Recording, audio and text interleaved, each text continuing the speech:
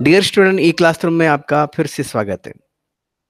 मैं कई दिनों से आपसे बार बार मिलता रहा हूं और पाठ्यक्रम से संबंधित आपके योग भारती पाठ्य पुस्तक की जानकारी प्रस्तुत कर रहा हूं। आज मैं आपके योग भारती पाठ्य पुस्तक की पद्य पाठ में वृंद की दोहे इससे संबंधित जानकारी प्रस्तुत करने वाला हूं। इससे पहले गुरुबानी जो कविता पाठ था वो पाठ मैंने पढ़ा दिया था, उस में था, और अभी ये वृंद की दोहे का भाग आज मैं प्रस्तुत कर रहा हूँ।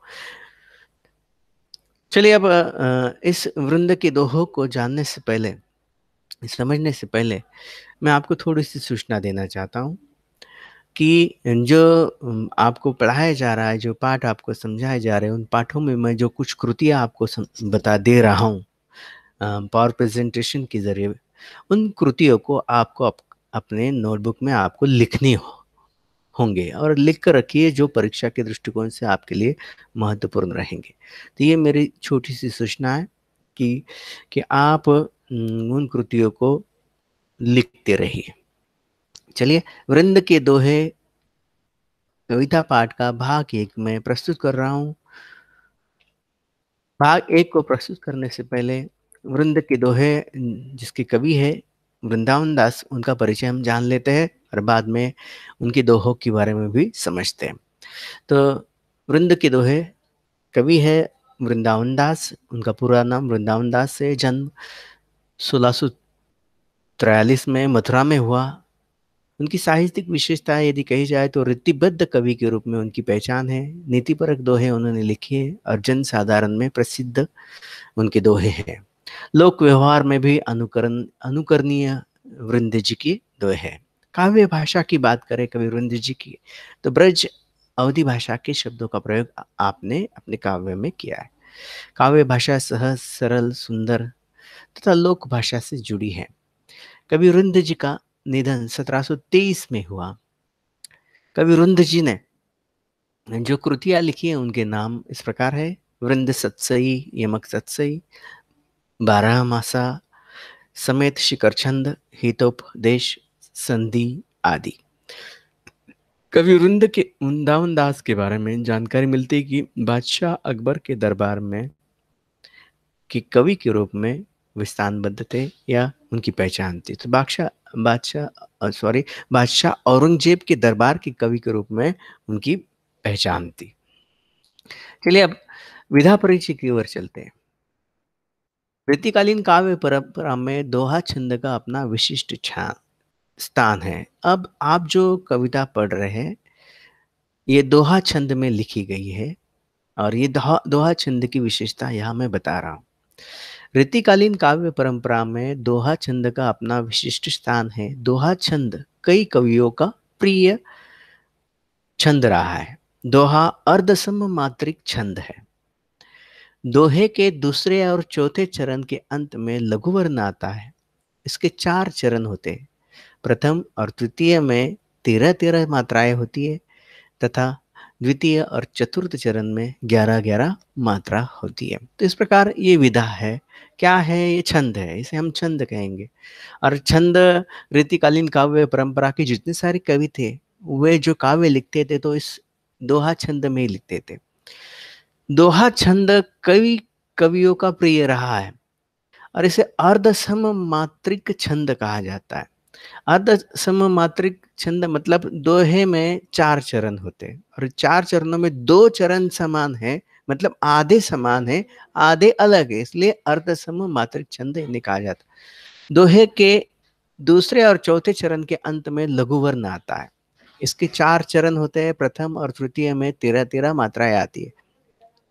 आपको परीक्षा में प्रश्न होगा कि दोहा छंद की विशेषता लिखी है, तो आप वहां पर लिख सकते हैं कि दोहा छंद कई कवियों का प्रिय छंद है।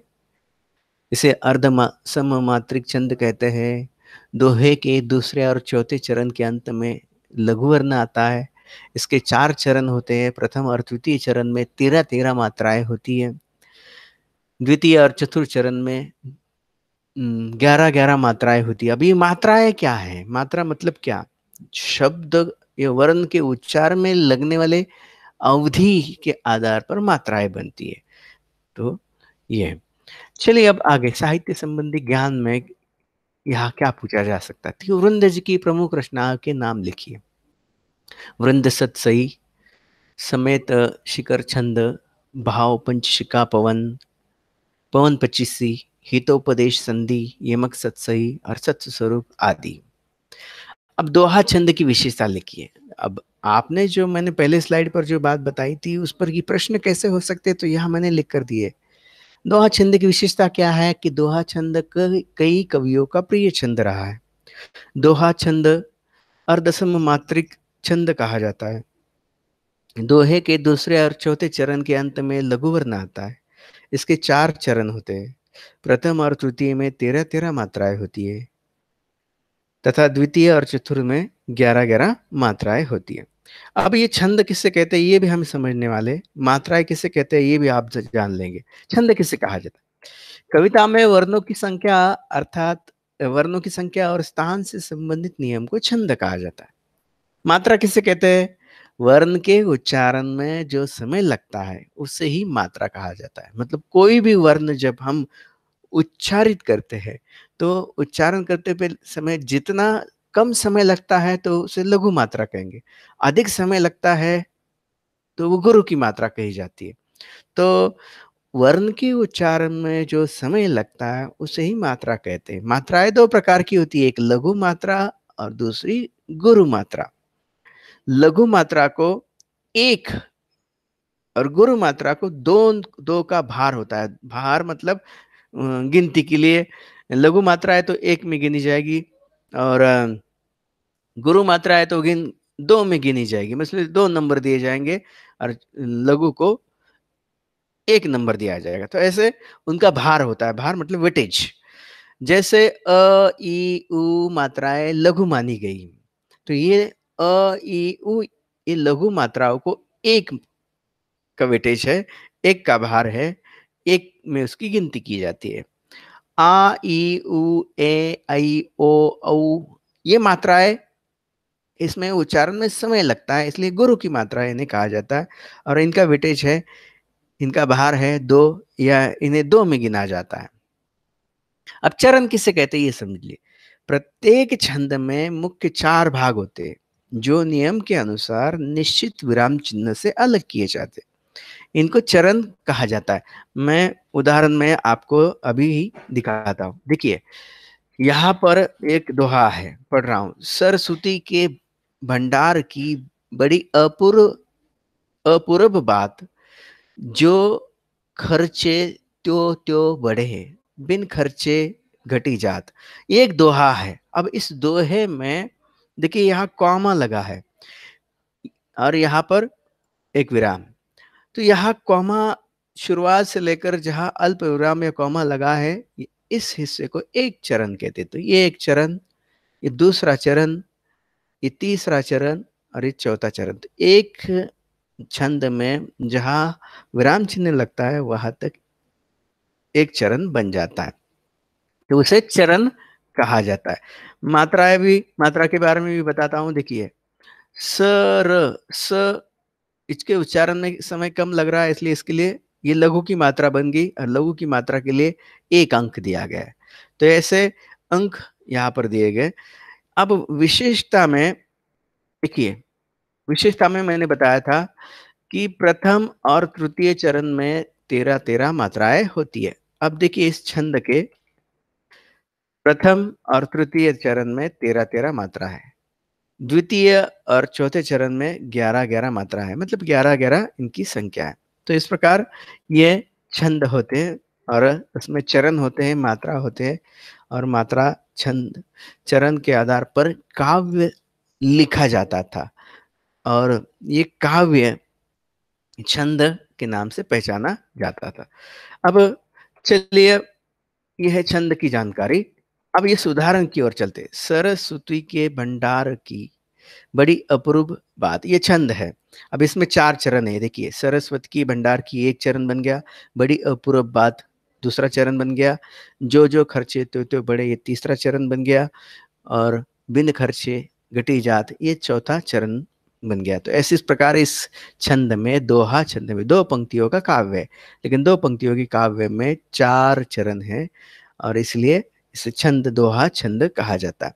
अब इस छंद में 4 चरण हैं। अब छंद की विशेषता और क्या बताई गई है? देखिए, पहले और तीसरे चरण में 13-13 मात्राएँ होती है। तो यहाँ देखिए, पहले चरण में भी 13 मात्रा है, दूसरे चरण में भी 13 मात्रा। दूसरे और चौथे चरण में 11-11 मात्रा होती है। छंद की विशेषता में अर्धछम अर्धसम छंद की विशेषता में कहा गया है। तो यहाँ पर भी देखिए, दूसरा ये चरण है और चौथे चरण में 11-11 मात्रा दी गई। अब इनका भार या इनकी संख्या कैसे निश्चित की गई? देखिए, स है, स के लिए 1 की मात्रा है, मतलब ये लघु वर्ण है। र लघु वर्ण है, इसलिए 1 की मात्रा। सु ये भी लघु वर्ण है, 1 मात्रा। ति लघु वर्ण है, 1 मात्रा। के देखिए, अभी क के साथ ए लगा है और उच्चारण में भी समय अधिक लग रहा है, इसलिए ये वर्ण क्या बनता है? गुरु वर्ण बन गया, इसलिए 2 की मात्रा। तो इस प्रकार ये मात्राएं लगाकर बराबर काव्य लिखा जाता था। अब चलिए, प्रत्यक्ष आपके पाठ्य पुस्तक में जो आपके अध्ययन के लिए दिए गए जो दोहे हैं, उन दोहे का भावार्थ और सरलार्थ समझने की कोशिश करते हैं। पहला दोहा मैं पढ़ रहा हूँ। सरस्वती के भंडार की अपूर्व बात, जो जो खर्चे त्यों त्यों बड़े, बिन खर्चे घटी जात। पहले अब शब्दों के अर्थ हम जान लेते हैं। सरस्वती का अर्थ है सरस्वती, भंडार का अर्थ है कोश, बड़ी मतलब अनोखी, अपूर्व अपूर्व शब्द का अर्थ है अपूर्व, बात मतलब बात। जो जो खर्चे, खर्चे शब्द का अर्थ है खर्च करना, त्यों त्यों मतलब वैसे वैसे, बढ़े मतलब बढ़ना, बिन खर्चे घटी जात, घटी शब्द का अर्थ है कम होना। अब इस दोहे का सरल अर्थ यहाँ पर वृंद जी बताते हैं, या वृंद जी ने कहा है कि सरस्वती के ज्ञान भंडार की बात बड़ी अनोखी है और अपूर्व है। ये ज्ञान भंडार जितना खर्च किया जाए उतना ही बढ़ता जाता है और खर्च न करने पर वह घटता ही जाता है, अर्थात ज्ञान देने से बढ़ता है और अपने पास रखने से नष्ट हो जाता है।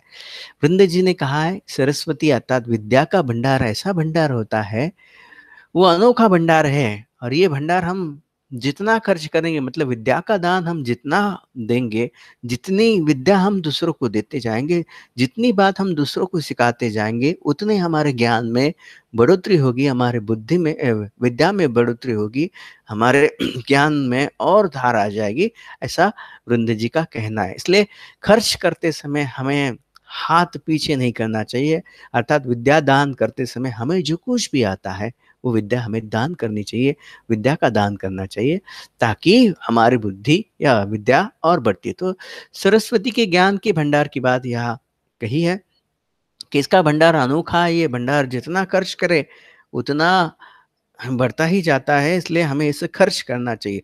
पैसे की बात अलग है, रुपए पैसे जेब में हैं तो रुपए पैसे जेब में जब हम रखते हैं तो रुपए पैसे खर्च होने के बाद कम हो जाते हैं, बढ़ते नहीं, फिर से लौटते नहीं। लेकिन विद्या रूपी ज्ञान ऐसा होता है कि विद्या रूपी ज्ञान जितना हम दूसरों को बांटेंगे उतना ही बढ़ता ही जाता है, इसलिए विद्या रूपी ज्ञान को खर्च करना चाहिए, ऐसा वृंद जी ने कहा। तो सरस्वती की ज्ञान की भंडार की बात, महिमा की बात वृंद जी इस दोहे में समझाते हैं।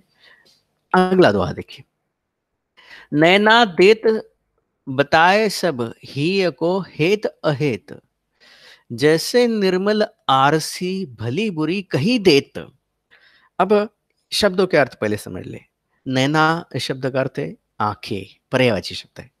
बताए शब्द का अर्थ है बता देना। हेत अहेत शब्द है अच्छा बुरा।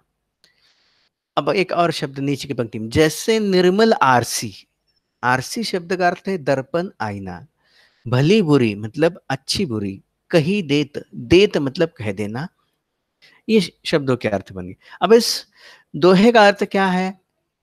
तो आंखें ही मन की सारी अच्छी बुरी बातों को व्यक्त कर देती है, जैसे स्वच्छ आईना अच्छे बुरे को बता देता है।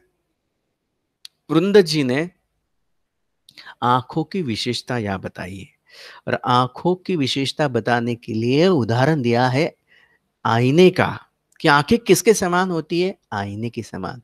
तो आँखें नैना देत बताए सब ही को हेत अहेत। आँखें हमारे मन की बात बता देती है।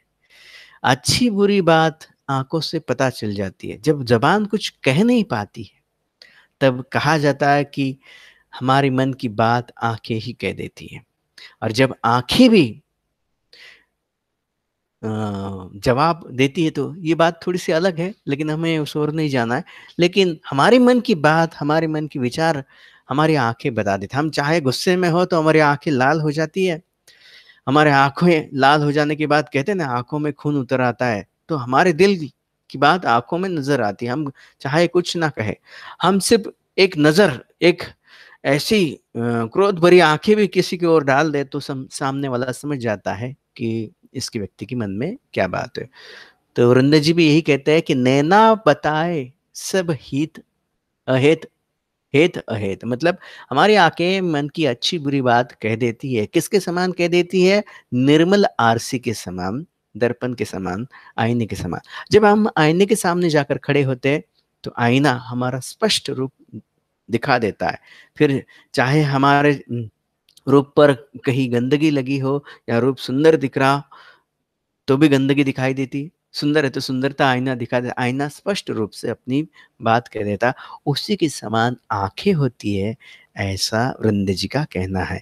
तो आँखों की विशेषता समझाने के लिए वृंद जी ने एक उदाहरण दिया है निर्मल आरसी का, आईने का, और कहा है आँखें उस आईने के समान होती है। अगली बात, अपनी पहुँच बिचारी के कर्तव्य करिए दौर। अपनी पहुँच बिचारी के कर्तव्य करिए दौर, तेते पाँव पसारिए जेती लांबी सौर।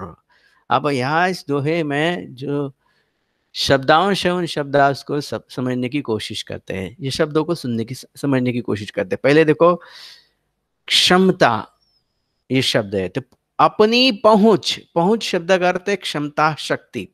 बिचारी के शब्द का अर्थ है सोच कर। कर्तव्य शब्द है, इसका अर्थ है कार्य। तो अपनी पहुंच अर्थात अपनी क्षमता सोच कर कर्तव्य करिए, अर्थात कार्य करना चाहिए, कार्य करिए, ऐसा वृंद जी कहते हैं। दूसरी पंक्ति देखो, तेते पाव पसारिए जेती लांबी सोर। इसमें तेते शब्द का अर्थ है उतने, पाव का मतलब पैर, पसारी मतलब फैलाना, जेती मतलब जितने, लांबी अर्थात लंबे, लंबी, और सौर का अर्थ है चादर। तो यहाँ वृंद जी हमें बताना चाहते हैं कि हमें अपनी या व्यक्ति को पहले अपनी क्षमता का आकलन करने के बाद ही अपने लक्ष्य का निश्चित करना या लक्ष्य निश्चित करना चाहिए, ताकि आप अपना लक्ष्य प्राप्त कर सके। और अपनी क्षमता का आकलन किए बिना लक्ष्य पाने की लालसा करना चादर से बाहर पैर पसारने की जैसा है। यह वृंद जी हमें समझाते हैं कि प्रत्येक व्यक्ति को अपनी क्षमता के अनुसार अपना काम चुनना चाहिए, कार्य करना चाहिए, लक्ष्य निश्चित करना चाहिए। अगर हम अपनी क्षमता के अनुसार बिना सोचे समझे कार्य करते हैं तो हम मुश्किल में आ जाते हैं। तो यहाँ दोहे में यही बात कही है कि व्यक्ति को पहले अपनी क्षमता का आकलन करने के बाद ही अपना लक्ष्य निश्चित करना चाहिए, ताकि आप अपना लक्ष्य प्राप्त कर सकें। अपनी क्षमता का आकलन किए बिना लक्ष्य पाने की लालसा करना अर्थात चादर से बाहर पैर पसारना जैसे, चादर से बाहर पैर पसारना जैसा है। मतलब जितनी चादर होगी उतने ही हमारे पैर हमें पसारने चाहिए, नहीं तो चादर के बाहर पैर चले जाते हैं और फिर हमें तकलीफ होती है। तो यहाँ अरुंद जी हमें कहना चाहते हैं कि प्रत्येक व्यक्ति को अपनी क्षमता के अनुसार, कार्य के अनुसार अपने काम को करना चाहिए और सोच समझ कर ही हर काम को शुरुआत करनी चाहिए। अगला दोहा, फेर न हवे कपट सो जो कीजे व्यापार, जैसे हांडी काट की चढ़े न दूजी बार। अब पहले इस दोहे के जो शब्दार्थ है पहले जान लेंगे। फेर का अर्थ है चालाकी, फेर न हवे, हवे का अर्थ है होना। कपट मतलब छल, चालाकी और कपट से जो व्यापार करता है, ऐसा इसका अर्थ बनता है। अगले पंक्ति में शब्दार्थ को पहले जान लेते हैं। हांडी का अर्थ है बर्तन, काठ इस शब्द का अर्थ है लकड़ी, और दूजी बार का अर्थ है दूसरी बार। अब संक्षेप में इसके अर्थ को पहले मैं समझाता। व्यापार में छल कपट का सहारा नहीं लेना चाहिए। छल कपट से किया गया व्यवहार ग्राहक को आपसे दूर ले जाता है। जैसे लकड़ी मतलब काठ की हंडी आग पर एक बार चढ़ती है, बार बार नहीं, क्योंकि लकड़ी पहली बार में ही जल जाती है।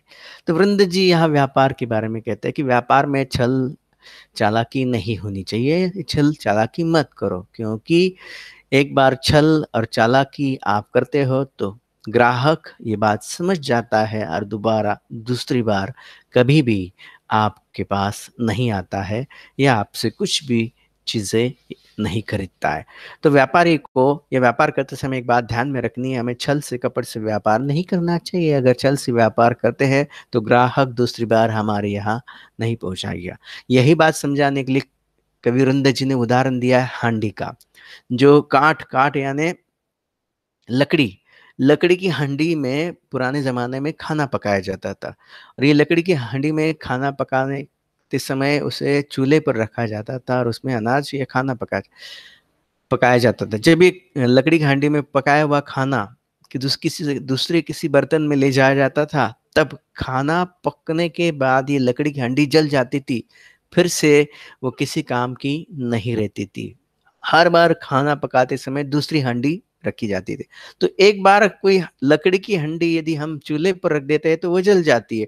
उसी तरह वृंद जी कहते हैं कि व्यापार में एक बार आप छल कपट करते हो तो आपका व्यापार नष्ट हो जाता है, इसलिए व्यापार में हमें छल कपट नहीं करना चाहिए।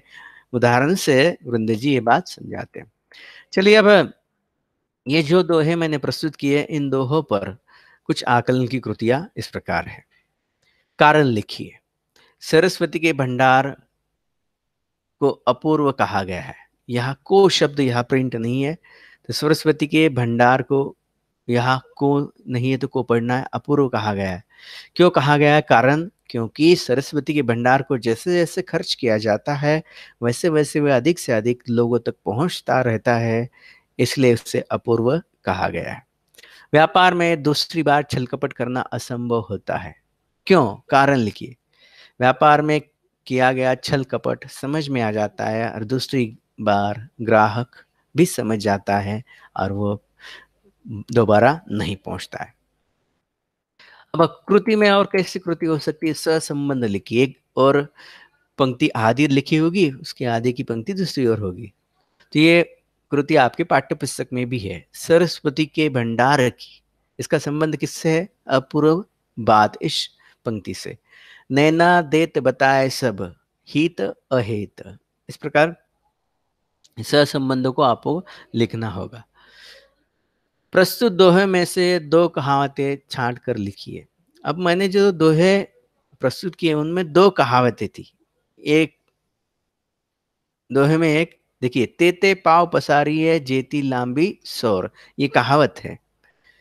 काठ की हंडिया बार बार नहीं चढ़ती है। मैं दोहों को आपके सामने रखता हूं, फिर से देखिए। जैसे काठ की हांडी चढ़े ना दूजी बार, ये कहावत यहाँ पर प्रस्तुत की गई है, वही कहावत है। तेते पाव पसारिए जेती लांबी सोर, तो काठ की हांडी बार बार नहीं चढ़ती, और तेते पाव पसारिए जेती लांबी सोर, ये दो कहावतें दोहों में से मिलती है। तेते पाव पसारी जेती लांबी सोर, इस कहावत का अर्थ है अपनी क्षमता के अनुसार हमें कार्य करना चाहिए। काठ की हंडिया बार बार नहीं चढ़ती, इस कहावत का अर्थ है चालाकी और ठगी एक बार ही की जा सकती है, दोबारा नहीं। शब्द संपदा का कृतियां है, तो इन शब्द संपदा की कृति में किस प्रकार कृति हो सकती है? तो समानार्थी शब्द लिखिए। जैसे सरस्वती ये शब्द है, इसके लिए समानार्थी शब्द है सरस्वती। भंडार शब्द है, उसके लिए कोश। नैना शब्द है, उसके लिए आंखें। निर्मल शब्द है, उसके लिए स्वच्छ।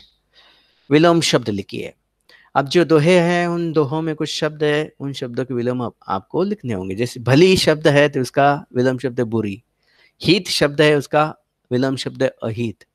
बढ़ना है, इसका विलोम शब्द है घटना। कपट है, विलोम शब्द है निष्कपट। अभिव्यक्ति में, अब आपको परीक्षा में यदि कोई कृति दी जाएगी, तो लगभग वो कृति 3 ही या 4 दोहे दिए जाएंगे, और 4 दोहों पर कृतियां दी जाएंगी, और उन दोहों में से किसी एक पर अभिव्यक्ति की कृति होगी। तो अभिव्यक्ति में क्या है? ईमानदारी और सच्चाई व्यापार में आवश्यक है, इस विषय पर अपने विचार लिखिए।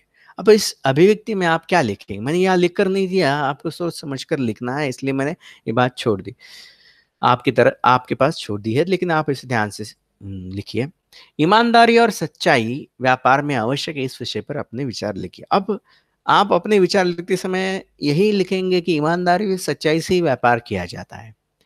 अगर व्यापार में ईमानदारी और सच्चाई नहीं, तो व्यापार फिर बंद हो जाएगा, ठप हो जाएगा, और हमें व्यापार बंद करना पड़ेगा। तो किसी भी व्यापार के लिए ईमानदारी और सच्चाई ही जरूरी है, क्योंकि ईमानदारी और सच्चाई के चलते ही ग्राहक हमारे पास आएंगे, व्यापार में योगदान देंगे।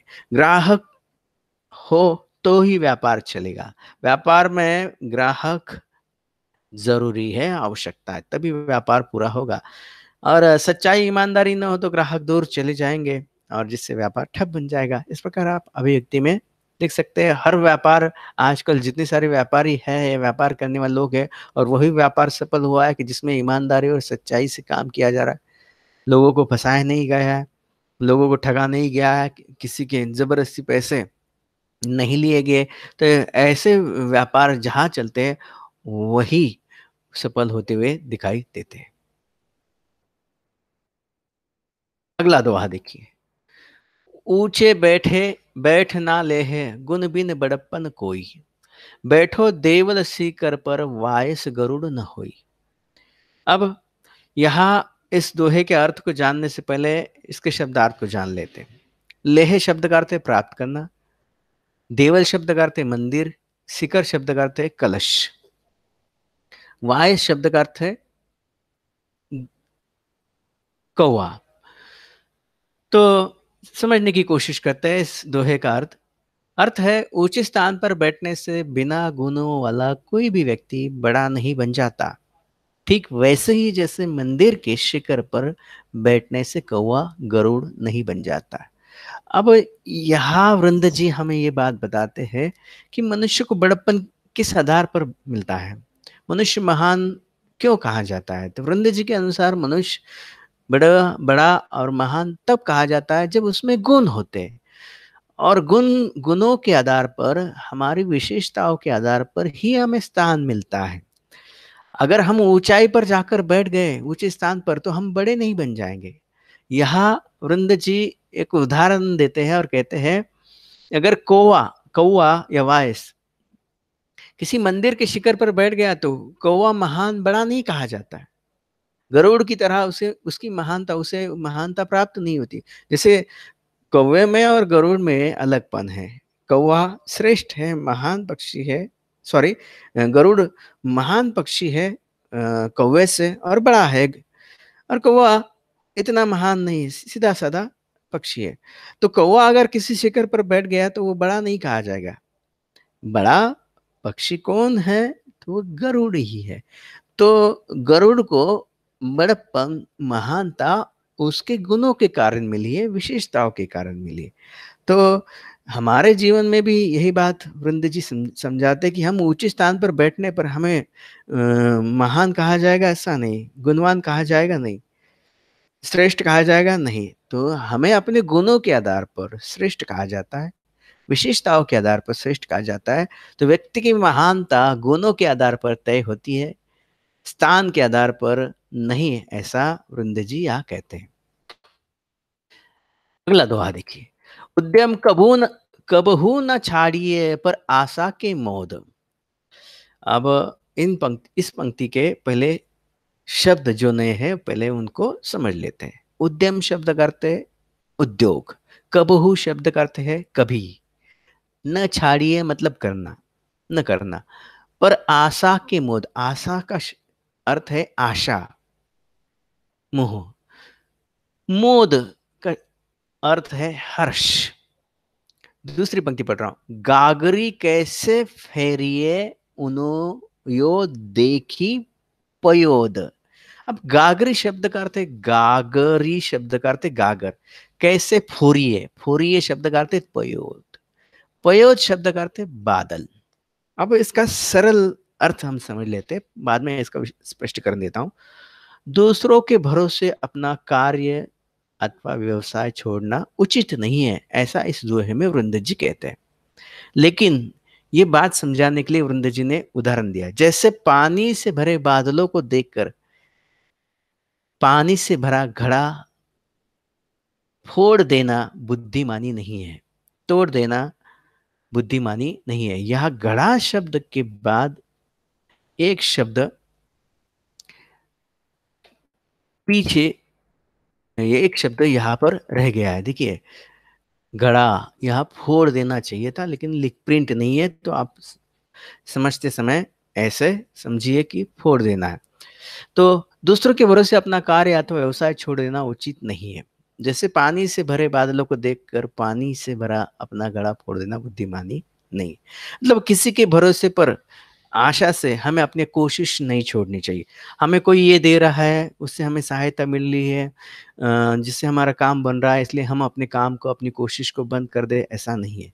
उदाहरण के लिए वृंद जी कहते हैं कि आकाश में बादल दिखाई दे रहे हैं और बादलों से बरसात हो रही है, बरसात का पानी हमें मिलने वाला है, और बादल को देखकर, बादल के भरोसे हम अपने घर में भरे रखे हुए घड़े को, जिसमें पानी भरा है, हम तोड़ दे, नहीं, उचित नहीं। क्योंकि हम बादल को देखकर यदि हमारे घर का मटका ही तोड़ रहे हैं, तो हमें पीने को पानी ही नहीं मिलेगा, हम प्यासे ही रह जाएंगे। क्या न जाने क्या बादल बरसे या न बरसे, क्योंकि बरसात कभी, बादल कभी बरसते हैं, कभी नहीं बरसते हैं।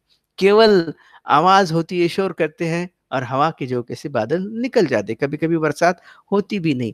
इसलिए वृंद जी कहते हैं कि दूसरों के भरोसे हमें अपनी कोशिश नहीं छोड़नी चाहिए, हमें अपनी कोशिश जारी रखनी चाहिए, अपना काम चलना जारी रखना चाहिए, और अपने बलबूते पर हमें काम करना चाहिए, ऐसा वृंद जी इस दोहे में कहते हैं। अगला, कछु कहीं नीच न छेड़िए भलो न वाको संग। कछु का शब्द का अर्थ है कभी भी, छेड़िए शब्द का अर्थ है उलझना, वाको शब्द का अर्थ है उसके, और संग का अर्थ है साथ। कछु कहीं नीच न छेड़िए भलो न वाको संग। यह वृंद जी कहते हैं कि हमें नीच व्यक्ति को कभी नहीं छेड़ना चाहिए, और उसके साथ भी नहीं रहना चाहिए। पाथर डारो कीच में उछरी बगरो बिगरो अंग। यह पाथर शब्द का अर्थ है पत्थर, कीच का अर्थ है कीचड़, उछरी का अर्थ है उछलना, बिगड़े का अर्थ है बिगड़ना, और अंग का अर्थ है शरीर। पाथर डारो कीच में उछरे बगैर अंग। यहाँ इस पंक्ति करते, कीचड़ में पत्थर डालने पर कीचड़ हमारे शरीर पर उछलता है, ऐसा इस पंक्ति का, नीचे वाली पंक्ति का अर्थ है। तो सरल अर्थ है, समझने की कोशिश करते हैं। दुष्ट अथवा छोटे व्यक्ति की संगति में रहना अथवा कुछ कहकर उसे छेड़ना अच्छा नहीं है। जैसे कीचड़ में पत्थर फेंकने से वो कीचड़ हम पर ही उछलकर हमें गंदा कर देता है, उसी प्रकार दुष्ट व्यक्ति के साथ हम यदि विवाद करते हैं, लड़ाई करते हैं, झगड़ा करते हैं, तो दुष्ट व्यक्ति हमें गंदा कर देगा, या हमें ही तकलीफ देगा, हमें ही परेशानी में डाल देगा, हमें ही चोट पहुंचाएगा। इसलिए वृंद जी कहते हैं कि दुष्ट व्यक्ति से हमें उलझना नहीं चाहिए, और उसकी संगति में भी नहीं रहना चाहिए।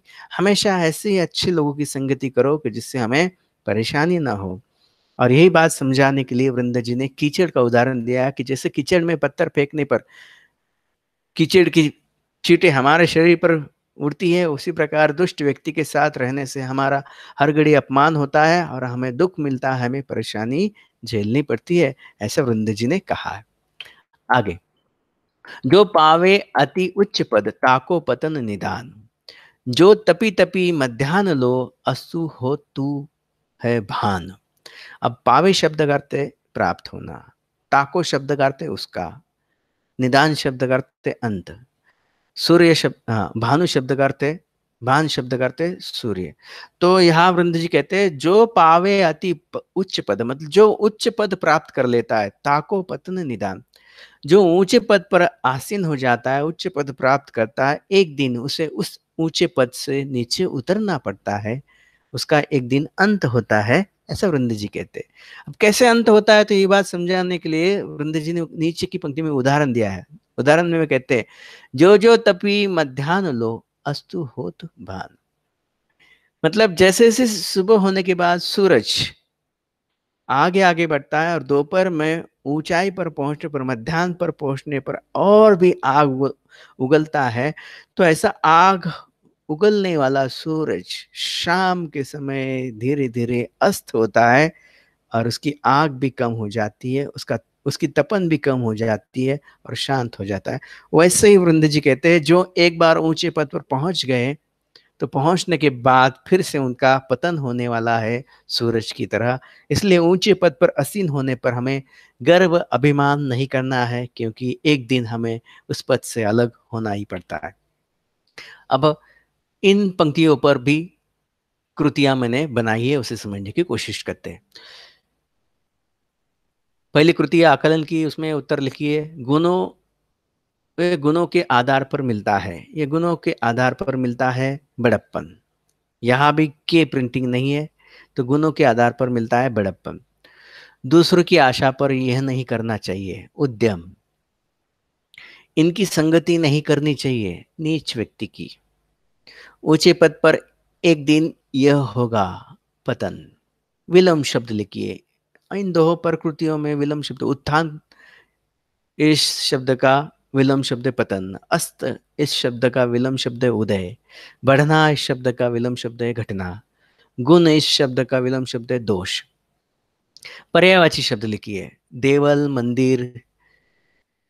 देवल के लिए पर्यायवाची शब्द है मंदिर, शिखर के लिए कलश, वायस के लिए पर्यायवाची शब्द है काग, पयोद के लिए बादल, गड़ा के लिए गागरी। ये पर्यायवाची शब्द, ऐसे 4 शब्द होंगे आपको, उनकी पर्यायवाची शब्द आपको परीक्षा में लिखने के लिए कहे जाएंगे। अभिव्यक्ति में लिखिए, सुनिए क्या कृति हो सकती, तो संगीत का महत्व, इस विषय पर अपने विचार लिखिए। संगति का महत्व, इस विषय पर अपने विचार लिखिए। तो संगति से क्या प्रभाव पड़ता है, संगति या किसी का साथ रहने से, या किसी के साथ रहने से हमारे व्यक्तित्व पर क्या प्रभाव पड़ता है, ये बात आपको लिखनी। संगति अगर अच्छे व्यक्ति की हो और अच्छे व्यक्तियों के साथ हम रहते हैं, तो अच्छे व्यक्तियों के जाने अनजाने में कुछ गुण हमारे भीतर आ जाते हैं, हम उनका अनुकरण करते हैं और हमारे जीवन में मुश्किलें कम होती है। अच्छे व्यक्ति की संगति में हमें तकलीफ नहीं होती, हम बुराई की राह से बच जाते हैं, क्योंकि अच्छे व्यक्ति अच्छी बातें सोचते हैं और अच्छा ही काम करते हैं। इसलिए हमें अच्छी संगति में ही रहना चाहिए। अगर हम बुरी संगति में रहते हैं, तो बुरे काम करेंगे, बुरे कर्म करते रहेंगे और ये बुरे कर्मों से हम परेशानी में आ जाएंगे। ऐसा संगति के बारे में कहा जाए, तो आप अपने विचार के आधार पर उसे लिख सकते हैं। आज के लिए बस मैं यही रुकता हूँ, विराम लेता हूँ और अगली बार भाग 2 में आपसे फिर मिलता हूँ।